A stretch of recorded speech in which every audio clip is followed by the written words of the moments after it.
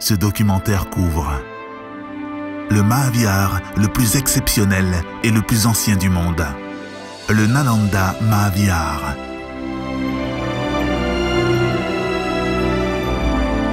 L'histoire de Nalanda remonte à l'époque de Mahavir et Bouddha pendant le 6e siècle avant Jésus-Christ.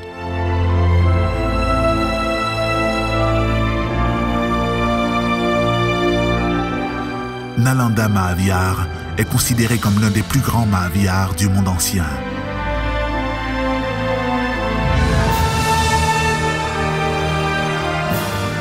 Il fut fondé par Kumaragupta, le premier de la grande dynastie Gupta pendant la première moitié du 5e siècle après Jésus-Christ.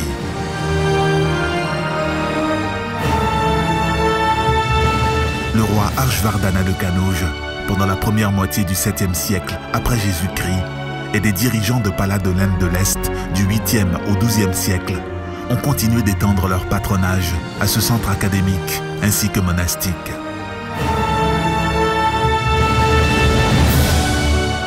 Nalanda a été le lieu de naissance et de nirvana de Sariputra, un des illustres disciples de Bouddha.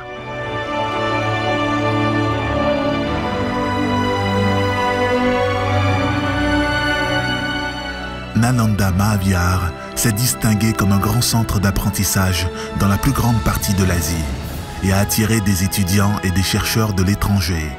Des érudits de grande réputation tels que Asanga, Shilbhadra, Dharmapala, Dharmakirti et les voyageurs chinois de renom Yun Tian et Itin avaient été associés avec Nalanda Mahavihar comme étudiants, enseignants ou les deux.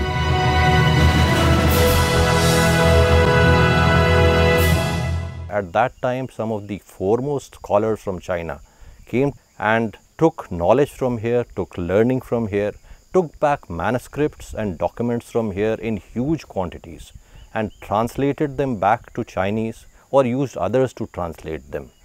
The importance of Nalanda can also be gauged from the fact that it was recognized as a center of monastic as well as scholarly learning.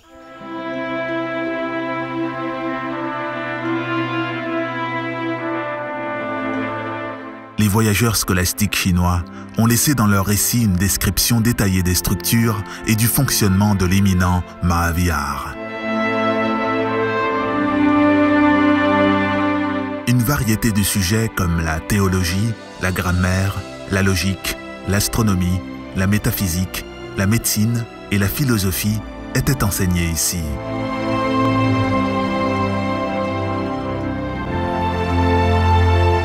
Financièrement, l'institution a été maintenue par les recettes perçues des villages qui ont été décernées par les souverains contemporains spécialement à cet effet.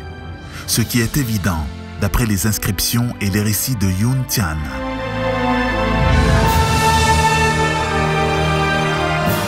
Jusqu'à présent, 11 monastères et 6 temples ont été exposés durant les excavations. Les monastères sont assez identiques au niveau de la planification et de la présentation générale.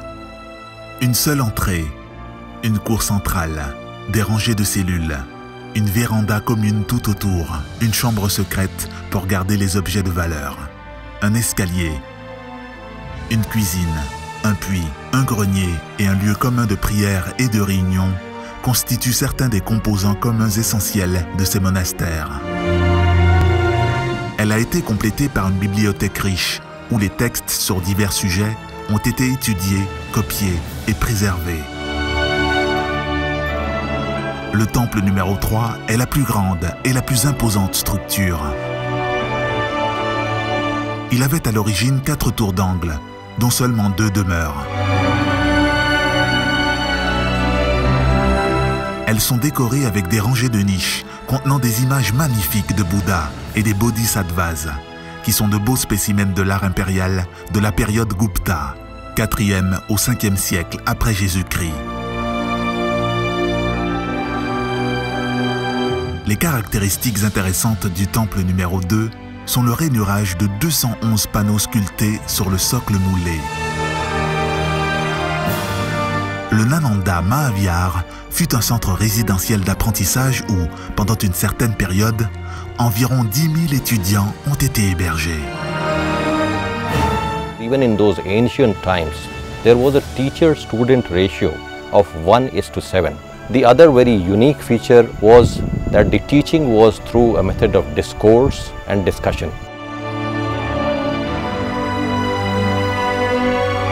L'importance de Nalanda peut également relever du fait qu'il a été fondé par un roi hindou, Kumargupta, le premier, qui a mis en place un centre d'apprentissage et un monastère bouddhiste.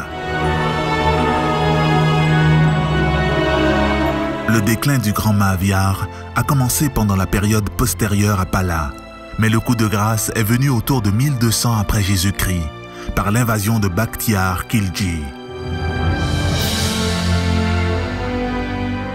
Après plus de 700 ans, The Archaeological Survey of India a mené les excavations basées sur les recherches de Francis Buchanan Bellon, Broadley et Alexander Cunningham pendant 2 périodes, de 1915 à 1937 et de 1974 à 1982, sous la direction de D.B. Spooner, Hiranand Shastri et d'autres personnes. The Archaeological Survey of India s'occupe du maintien du site. L'ambiance agréable, des pelouses verdoyantes et une plantation sélective fournissent à l'ensemble du complexe un environnement exempt de pollution. Nalanda est une étape importante du circuit bouddhiste. La fréquentation annuelle moyenne est de plus de 300 000 visiteurs. C'est une destination touristique internationale.